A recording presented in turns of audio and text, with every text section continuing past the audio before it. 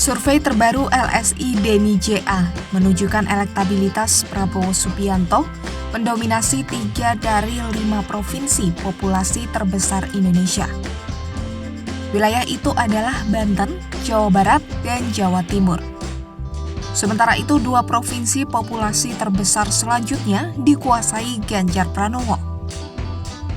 Ia tercatat unggul di Jawa Tengah dan Sumatera Utara. Di Jawa Barat sendiri, Prabowo mendapat dukungan suara 37,6%. Sementara Ganjar 26,7% dan Anies 23,3%.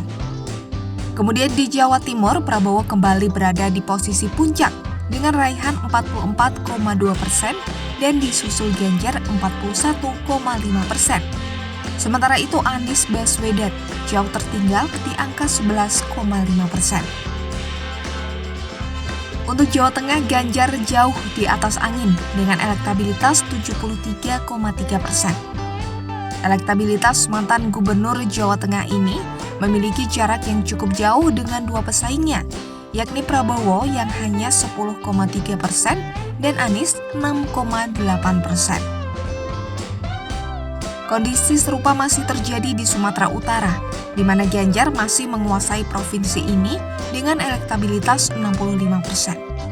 Prabowo sendiri hanya mendapat 30% dan Anies 5%. Terakhir yakni Banten. Di provinsi ini Prabowo unggul 51,3%, diikuti Anies 30% dan Ganjar 13,3%. Ya. Jadi kalau kita simpulkan, Prabowo unggul di 3 provinsi, Jawa Barat, Jawa Timur, dan Banten, sementara Ganjar unggul di 2 provinsi yaitu Jawa Tengah dan Sumatera Utara.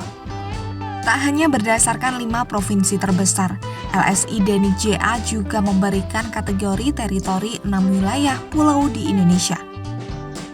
Dalam survei itu, Prabowo dan Ganjar masih bersaing ketat menguasai 6 wilayah.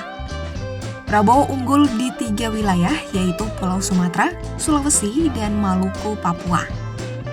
Sementara Ganjar unggul di Jawa, Kalimantan, dan Bali, Nusa Tenggara.